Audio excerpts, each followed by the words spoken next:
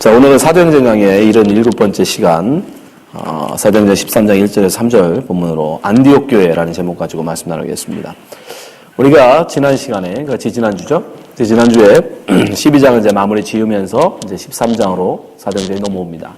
12장을 우리가 마무리할 때 무엇을 말씀드렸죠? 세 사람이 이제 사라지고 다른 세 사람으로 이렇게 변화되는 그런 모습을 우리가 살펴봤죠? 예. 처음 들어보는 것처럼 하시는데, 예. 그러니까 설교를 좀 보고 오세요. 생각 안 나면 유튜브로 올리고 있으니까. 그러니까 여러분들이 그러니까 이야기 강의는 계속 이어져 가니까 기억을 하고 계셔야 돼요. 그래서 세 사람이 누구냐면 우리가 예수님의 제자였던 사도들의 대표라고 하는 베드로, 그다음에 야고보, 그리고 세상을 대표하는 헤롯. 이 셋은 사라지고 이제 새로운 사람들, 바나바, 사울, 마가라, 요한, 이 세 사람이 등장합니다. 그러면서 이제 13장으로 넘어와요. 근데 사실 이 13장은 단순히 그 세 사람의 등장으로 끝나는 게 아니에요. 옛 사도들이, 옛 사람들이 떠나가고 새 사람들, 새 제자들, 새로운 일꾼들이 등장한과 동시에 이제 예루살렘을 중심으로 했던 이 교회가, 이야기가 이제 안디옥이라고 하는 안디옥 교회를 중심으로 이야기가 완전히 전환됩니다. 13장 이후로는 이제 예루살렘 교회 이야기가 사라져요. 이제 안디옥이 중심이 돼요. 그 말은 다른 말로 예루살렘은 유대인의 중심이었죠. 유대인의 중심이었던 이 복음이 이야기가 이제 13장을 전후로 해서 이방인의 복음, 이방인에게 복음이 증거되어지는 사건으로 전환됩니다. 그러니까 13장을 기준으로 해서 사도행전은 대전환을 편해요. 그래서 12장까지는 유대인, 예루살렘 교회, 사도들 중심이었다면 13장을 넘어가면서부터는 이제 안디옥 교회를 중심으로 한 이방인 사역, 그리고 새 일꾼, 바나바, 사울, 나중에 바울이라고 하는 사울, 그 다음에 마가 요한 중심으로 새 일꾼들로 완전히 이야기가 전환됩니다. 그 중심에 바로 안디옥 교회가 서 있는 거예요. 안디옥 교회.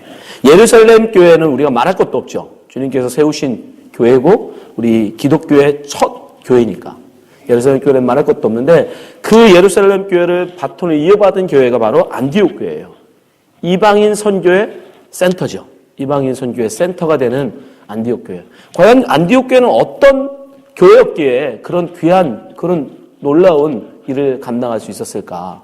우리가 안디옥 교회를 잘 공부함으로써 우리 준홍교회가 앞으로 나갈 방향, 이제 10주년을 맞이한 우리 교회가 앞으로 20주년, 30주년을 바라보면서 우리 준호하는 교회가 어떻게 이 준호에 세워져서 준호에 하나님 이 세우신 하나님의 뜻을 잘 실천해 나가는, 또 하나님의 뜻을 전하는 교회가 될 것인가, 우리가 그 힌트를 얻을 수 있습니다.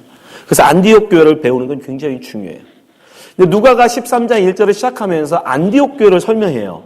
안디옥 교회는 이런 교회다라고 첫 번째 설명하는 첫 번째 여러분 표현이 뭐냐면 바로 안디옥 교회 교사들을 설명해줘요. 그죠? 자, 1절 볼까요? 1절 한번 보세요. 다 같이 읽어볼게요. 1절 시작. 안디옥 교회에 선지자들과 교사들이 있으니 곧 바나바와 니게르라는 시므온과 구레네 사람 누기오와 분봉왕 헤롯의 젖동생 마나엔과 및 사울이라. 5명의 사람이 등장합니다. 근데 이 사람들을 뭐라고 불렀냐면 누가, 사도행전을 기록하는 누가가 뭐라고 하냐면 선지자들과 교사라고 말했어요. 그럼 이 중에 선지자가 있느냐? 근데 제가 볼 때는 없어요. 왜 없는 걸 알 수 있느냐면 사도행전 11장 27절에 보면 분명히 예루살렘에서 안디옥으로 선지자들이 왔다고 얘기했어요. 그러니까 안디옥 교회는 분명히 선지자들이 있었어요. 그 당시에는 직분이 지금 직분하고 좀 다릅니다. 그죠? 초대교회 직분은 지금 현재 우리의 직분하고는 달라요. 우리 교회 현재 직분은 권사, 집사, 그죠? 있잖아요. 그 목사. 근데 그 당시에는 그런 직분이 없었어요. 그냥 물론 안수 집사가 있었죠. 안수 집사 있었고 사도들이 있었어요. 그리고 선지자들이라고 하는 사람들이 있었고 예언가들이고요. 선지자들.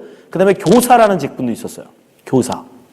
그러니까 그런 여러 직분 중에서 선지자와 교사라는 직분이 안디옥 교회에 있대요. 근데 선지자는 아닌 것 같아요. 왜 아니냐? 분명히 예루살렘에서 안디옥으로 선지자들이 왔다라고 했는데 그 중에 한 사람 이름이 나오죠. 그 사람이 이름이 여기에는 빠져 있다라는 거예요.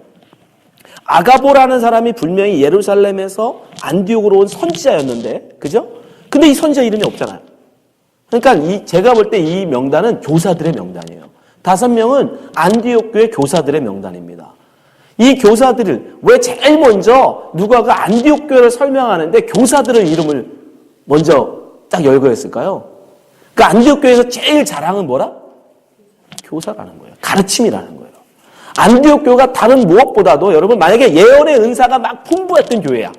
막 선지자들이 막 예언을 하고 지진이 일어날 거야, 흉년이 일어날 거야, 막 예언이 막 그대로 맞고 막 이런 이름난 아가보 같은 이름난 예언자들이 많았어. 그러면 제일 먼저 누구를 얘기하겠어요? 거기는 유명한 선지자들이 있더라 하면서 이름을 쭉 열거했겠죠. 그죠? 아니면 안디옥 교회가 만약에 유명한 베드로나 요한이나 이런 사람들이 만약에 세운 교회고 그분들이 사역하는 교회였으면 제일 먼저 뭐라고 얘기하겠어요? 베드로가 세운 안디옥 교회 이렇게 설명했겠죠. 그러니까 그런 사람들이 아니잖아. 안디옥 교회는 그런 분들이 세운 게 아니거든요. 그러니까 안디옥 교회 그러면 제일 먼저 생각나는 게 뭐냐면 그 교회는 교사들이 있어. 5명의 훌륭한 교사들이 있었어 라는 거예요. 그 중에 2사람은 우리가 이미 압니다. 그죠? 바나바, 그 다음에 나중에 우리가 바울이라고 일컫는 사울. 2사람 빼놓고도 3명이 더 있었어요. 근데 이 3사람이 아주 독특해요. 성경에서 많은 설명을 하지는 않습니다. 이 3사람에 대해서. 근데 첫 번째 누구를 설명하냐면 니게르라는 사람을 니게르를 하는 시몬이라고 해요. 시몬이라는 사람은 여럿이 있습니다. 성경에. 근데 이 사람은 무슨 시몬이냐면 니게르를 하는 시몬이에요. 근데 니게르에서 뭐냐면 니그로가 나왔어요. 니그로가 뭐죠? 흑인이라는 거예요. 흑인. 흑인을 칭할 때 검다라는 뜻이에요. 니게르가 검다. 그러니까 시몬은 어떤 사람이고 우리가 짐작할 수 있어요? 흑인이었어요. 흑인. 당시에 안디옥은 여러분 팔레스타인 위쪽에입니다. 꽤 위로 올라가 있어요. 아프리카 저 아래에 있단 말입니다. 그런데도 불구하고 아프리카 출신인 흑인이 지금 안디옥에 와 있어요. 이 사람이 귀족이었을까요? 상류층이었을까요? 그건 아니에요. 그 당시에 그들은 노예로 끌려오지 않으면 거기에 오지는 않습니다. 노예였던 거예요. 그런데 노예 출신인 니게르 시몬이 지금 뭐예요? 안디옥의 교사예요. 2번째 우리가 또 아는 사람이 누구냐면 구레네 사람 루기오. 루기오라는 사람이 뭐라고 설명하면 구레네 사람이다라고 해요. 구레네 사람. 당시 구레네가 어디냐면 지금의 리비아, 아프리카 북쪽 지중해 그쪽에 있는 그 리비아에 있는 항구 도시였어요. 구레네는. 근데 당시에 구레네는요 굉장히 학문이 뛰어난 곳이었어요. 의학이 특별히 발달된. 예. 하여튼 그 구레네에서 온 사람이래요. 근데 이 구레네에서 온 루기오에 대해서는 조금 더 우리가 힌트를 얻을 수 있어요. 어떻게 할 수 있느냐? 안디옥 교회를 세운 사람들이 누굽니까? 구레네에서 어떤 사람들이에요. 보세요. 사도행전 12장 20절.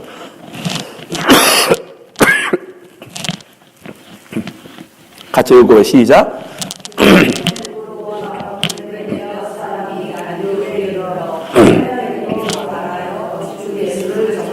예, 안디옥 교회를 세운 사람들 중에 한 사람이 누구냐면 구레네에서 온 사람들이에요. 구브로는 안디옥 앞에 있는 큰 섬입니다. 그 섬에서 온 사람과 구레네에서 온 사람들이 합심해서 처음으로 이방인들에게 복음을 전해서 세운 교회가 안디옥 교회예요. 그러니까 어쩌면 이 구레네 시몬은 루기오는 어쩌면 그 초기 멤버일 수도 있어요. 안디옥 교회를 세운 초기 멤버. 그러나 역시 출신은 아프리카 출신이에요. 예, 예루살렘이나 그 당시 교회는 아무래도 예루살렘 출신들을 쳐줬겠죠. 예, 유대인들은 그리고 굉장히 그게 민족성이 강한 사람들이에요. 타민족에 대해서 그렇게 호의적이지 않는 사람들입니다. 근데 어쨌든 또 아프리카 사람이 역시 교사를 맡고 있어요. 가장 결정적인 건 이 3번째 사람이에요. 3번째 교사로 언급된 사람이 누구냐면 마나엔인데 마나엔이라는 사람은 특별히 그 앞에다가 뭐라고 붙였냐면 분봉왕 헤롯의 젖동생이라고 붙여놔 있어요. 분봉왕 헤롯의 젖동생. 이 헤롯 왕은 우리가 알고 있던 누구죠? 12장에서 바로 그 가이사라로 내려가서 결국 죽임을 당한 아그리파 1세를 말해요. 그 헤롯의 왕의 젖동생이었대요. 이 젖동생이라는 단어는 당시에 2가지 의미를 썼다고 그래요. 첫 번째 의미는 진짜 젖동생, 진짜 유모의 젖을 같이 먹었던 동생을 걸어서 동생을 하든지, 또 다른 뜻은 뭐냐면 우리나라로 표현하면 중마고우, 정말 어릴 때부터 정말 친했던 친구 사이인 경우에 젖동생이라고 표현을 했대요. 어쨌든 진짜 유모와 젖을 같이 먹었던 사이든 아니면 정말 절친했던 중마고우든 어쨌든 중요한 건 교회 입장에서 볼 때는 헤롯의 사람이죠. 헤롯이 근데 교회에 어떤 관계죠? 원수지간. 좋은 관계가 아닙니다. 헤롯이 야고보를 죽였잖아요.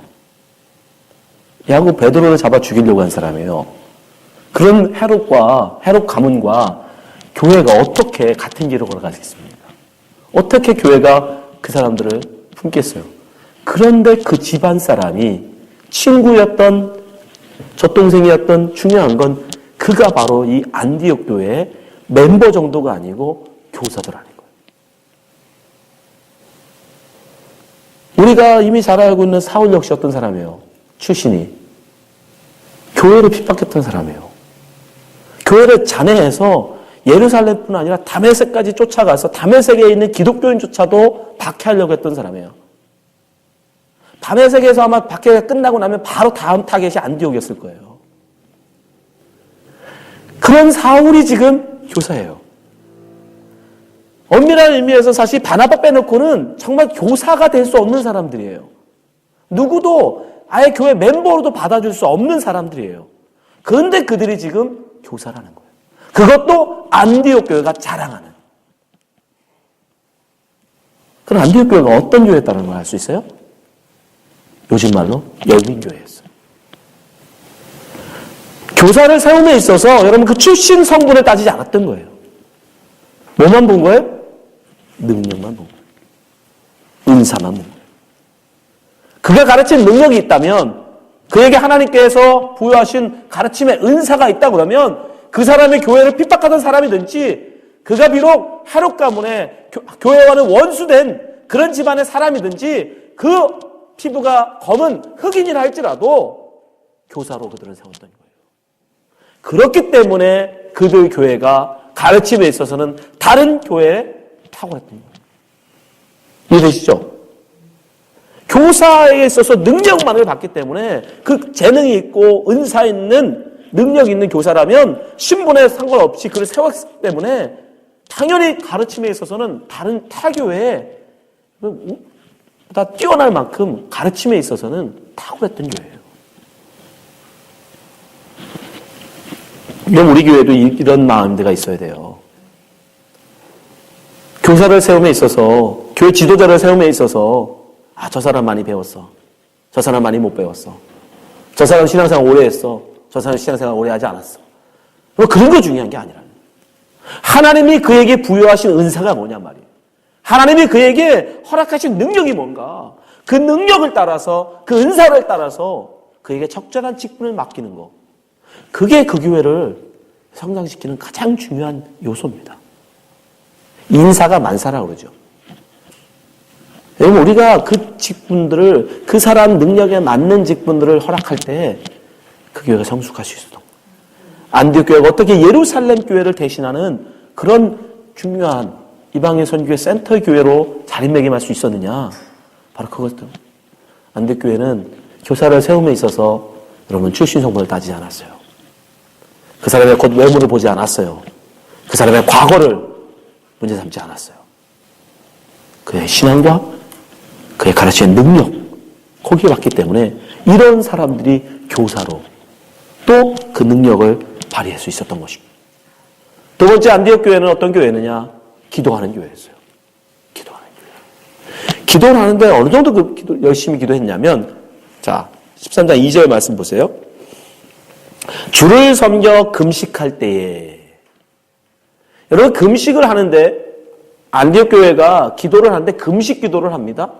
근데 금식 기도를 하면 보통 우리가 12장에서도 살펴보았지만 예루살렘 교회도 금식 기도를 했어요. 언제 했어요? 베드로가 옥에 갇혔을 때. 그들도 모여서 열심히 금식하며 기도했어요. 일반적으로 여러분 예나 지금이나 금식 기도는 목숨을 걸고 하는 기도거든요. 예? 그냥 낮에만 해 떠 있을 때만 잠깐 먹는 거 멈췄다가 해 지면 그다음부터 막 먹어대는 그런 엉터리 금식이 아니잖아요. 금식이라는 건 원래 목숨을 하나님 앞에 내놓고 하는 거예요. 내가 먹는 것을 끊는다라는 의미는 하나님 이 기도를 위해서 저는 기꺼이 내 목숨을 내놓겠습니다라는 뜻이에요. 그런 여러분 각오가 아니면 그런 믿음이 아니면 금식 기도는 아예 하지도 마세요. 어설프게 금식 기도 3일 해야지 그 3일 딱 12시 되는 시간 12시 딱 쳐다보고 있다가 12시 땡 하고 밥 먹고 죽 먹고 여러분 그게 무슨 금식입니까? 그건 금식 기도가 아니에요. 진정한 금식 기도는 난 이거 아니면 내 이 기도에 응답받지 못하면 난 죽을 거야. 목숨을 정말 하나님 앞에 내어놓고 나 아니면 먹지 않겠습니다 라고 할 때 그게 금식 기도지 시간 딱 쳐다보고 있다가 12시 땡 하면 하루 지났다. 금식 다 했네. 그게 무슨 금식입니까? 그런 금식이 아니에요. 목숨을 내어놓고 주 앞에 하는 기도, 그게 금식 기도였는데 초대교회 무슨 금식 기도했겠어요? 12시 땡 되나 안 되나 보고 있다가 12시 땡 되면 밥 먹는 그런 금식 기도 했겠습니까? 아니에요. 근데 재밌는 건 이런 금식 기도를 목숨을 걸고 하는 금식 기도를 오늘 본문에 보면 안디옥 교회는 무엇으로 했냐면 누가 감옥에 가서 그 사람 꺼내달라고 하나님 앞에 기도하는 기도가 아니었어요. 베드로가 감옥 갔으니까 하나님 담대하게 순교하게 해주세요라고 하는 그런 기도한 것도 아니에요. 뭘 위해서 기도해요? 주를 섬겨 금식 기도. 내가 어떻게 더 주님을 잘 섬길 것인가. 그들 기도 제목은 그거였어요. 금식 기도 제목이 뭐였냐면 내가 어떻게 더 주님을 잘 섬길까. 주님, 내가 어떻게 주님을 잘 섬기고 싶은데 주님을 더욱더 내가 잘 섬기길 원하는데 제 속에서 그것이 나오지 않습니다. 금식하며 그들은 그랬거든요. 내가 어떻게 주를 다 섬길 것인가. 그 문제를 가지고. 여러분 금식 기도 그런 제목 가지고 한번 해볼 생각 해보셨어요? 주를 섬기는 데 있어서 내가 너무 부족한 것 같아. 내가 주님을 어떻게 하면 더 잘 섬길까? 안디옥교회는 그런 교회였어요. 주를 섬기름을 위해서 금식 기도하는. 여러분 그렇게 금식할 때 하나님께서 그들에게 뭘 허락하세요? 선교사를 파송해라.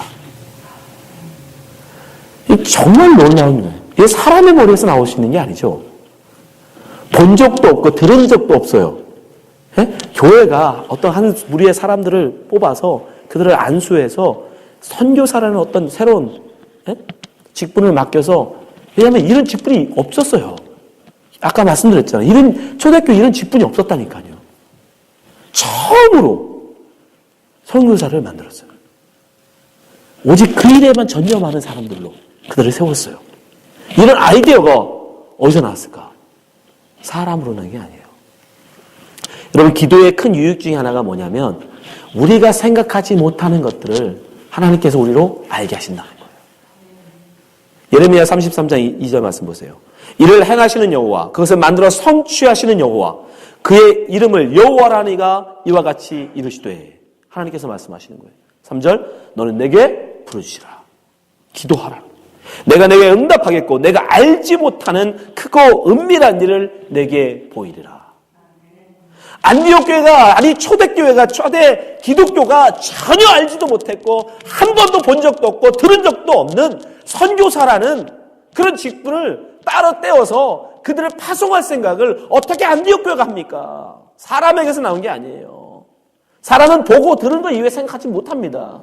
그런데도 불구하고 하나님이 그렇게 주를 어떻게 하면 더 잘 섬길까 그를 위해서 기도하는 안디옥 교회에게 이 아이디어를 주십니다. 선교사를 파송해. 이방인들을 위해서. 여러분 기도의 은혜는 바로 거기에 있는 거예요. 우리 주하나님 교회가 기도해야 되는 이유가 바로 거기에 있는 겁니다.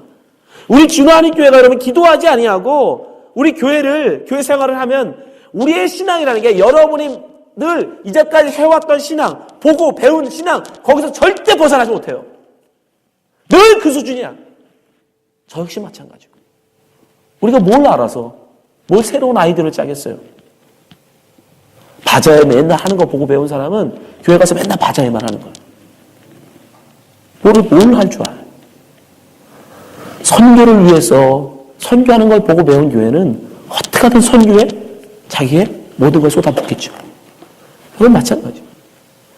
우리는 거기서 벗어나지 못해요. 주목교회가 어떻게 하나님이 합당한, 하나님이 원하시는 교회로 성장하느냐, 성숙하느냐, 그건 여러분이 기도하느냐 안 하느냐에 달려있는 거예요. 우리 교회가 그걸 위해서 기도할 때 하나님은 우리에게 우리가 알지 못하는 크고 비밀한 일을 우리에게 알게 하신단 말이에요. 그 아이디어가 있어야, 그 생각이 있어야, 그 하나님의 놀라우신 은혜가 있어야 우리 교회가 지금의 주목교회의 껍질을 벗고 새로운 존재로, 새로운 교회로 성장, 성숙하는 거예요. 그렇지 않으면 지금 해온 10년 그대로, 그 모습 그대로, 우리가 해온 대로, 습관대로 하던 거 못 벗어납니다. 그럼 성숙은 없어요. 늘 제자리에 10년이 지나도 하던 거 그대로, 부활절 되면 부활절하고 마더스데이 지나가고 늘 하던 대로. 여러분, 교회가 성숙하려면 하나님께 기도해서 하나님의 놀라우신 은혜, 지혜 얻어야 돼요. 그것을 따라 순종할 때 그 교회가 성숙해 가는 거예요.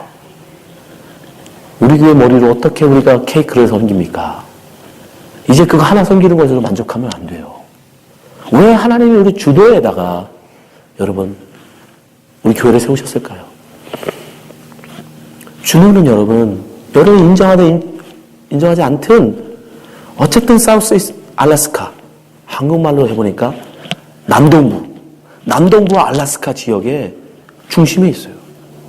여기를 거치지 않고는 여러분 이 남동부 알래스카에 어디를 갈 수 있습니까? 아무도 못 가요.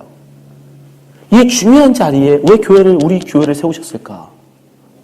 뜻이 있을 거예요.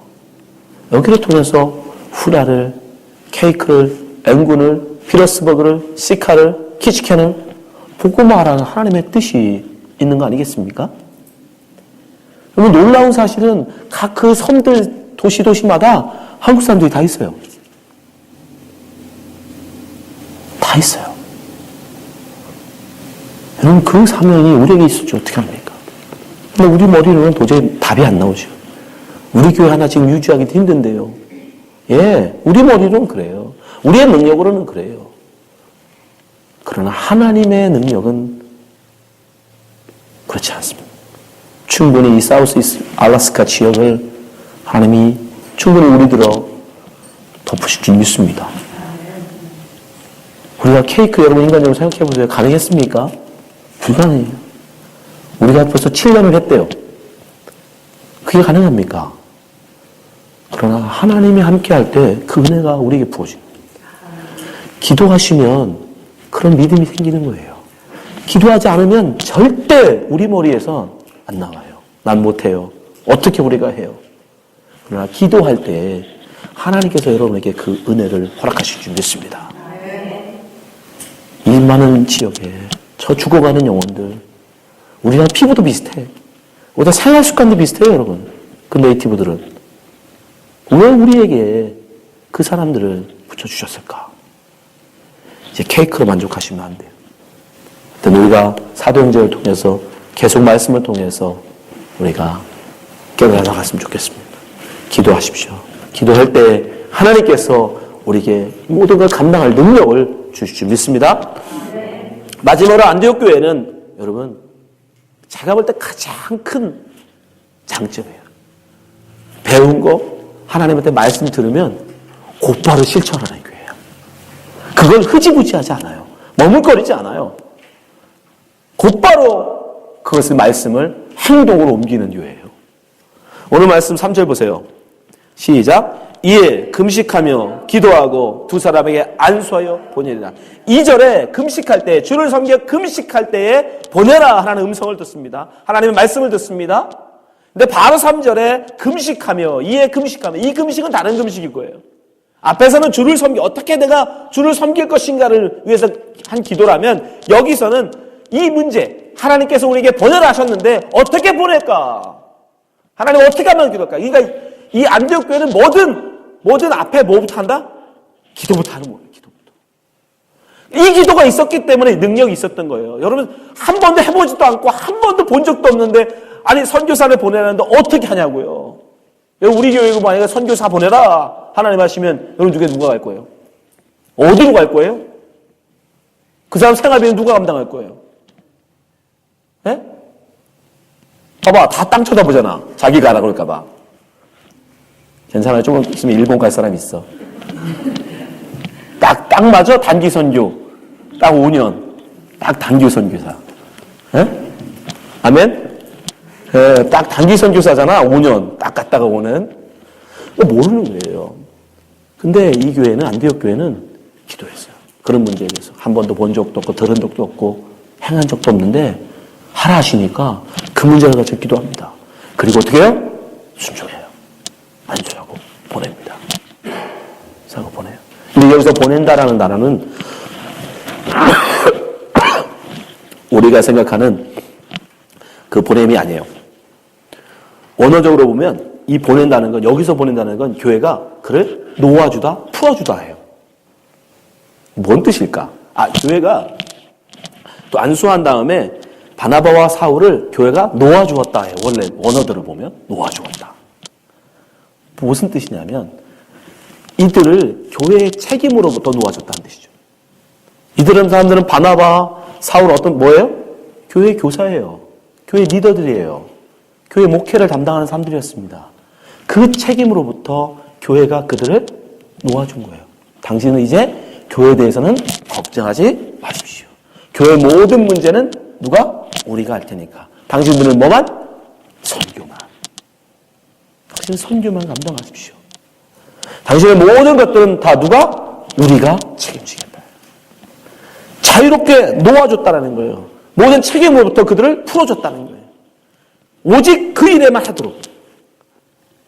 대단하죠. 지금 여러분 선교사를 파송할 땐 기본이에요. 당연한 겁니다.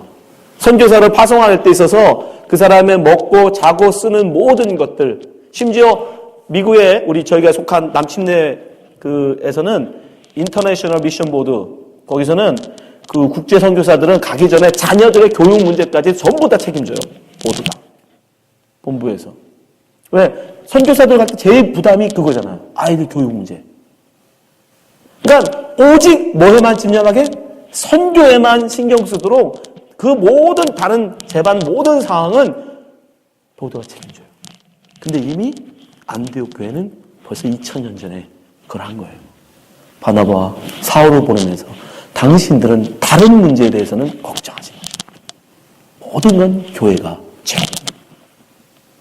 우리 교회가 그다음에 선교사를 파송할 때, 선교사 세울 때 모범을 삼아야 돼.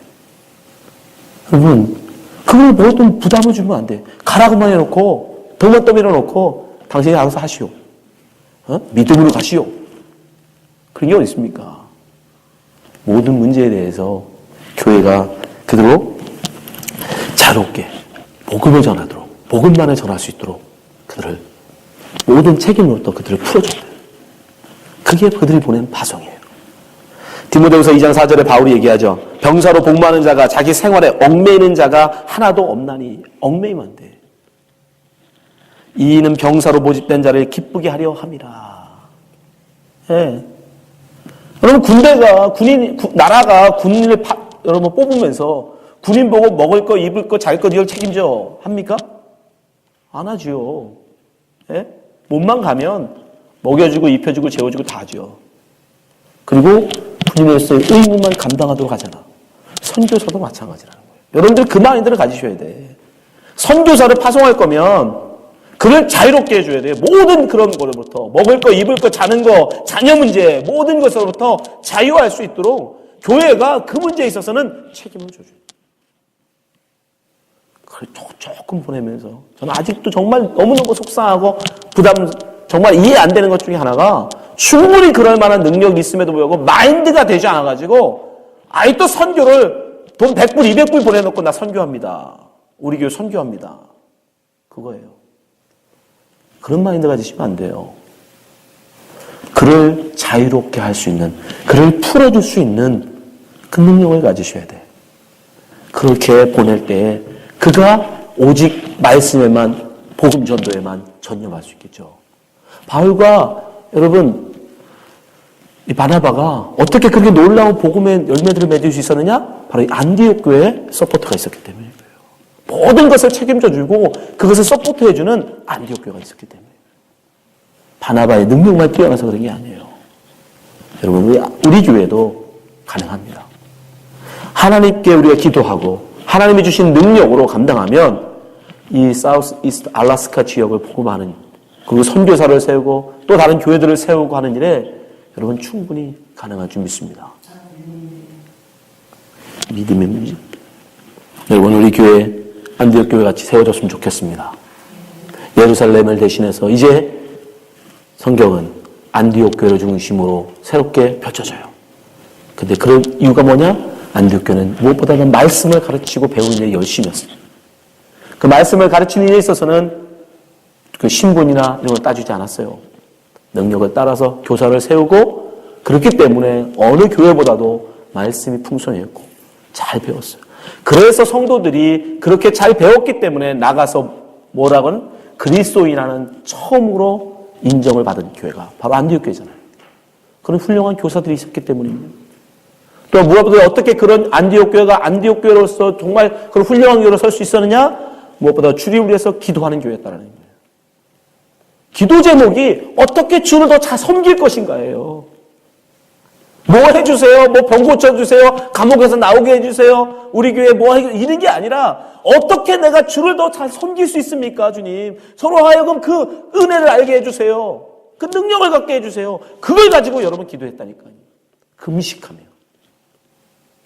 그 안디옥 교회에 하나님이 선교사를 파송하는 은혜를, 지혜를 허락하세요. 그들은 그걸 기도하며 곧바로 순종합니다.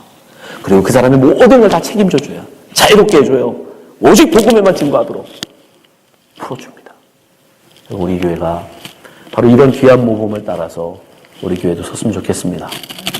주로 안의 교회가 정말 이 사우스 이스트 알래스카 지역을 복음하는 그런 안디옥 같은 교회로 서기를 주님으로 축원합니다. 기도하겠습니다.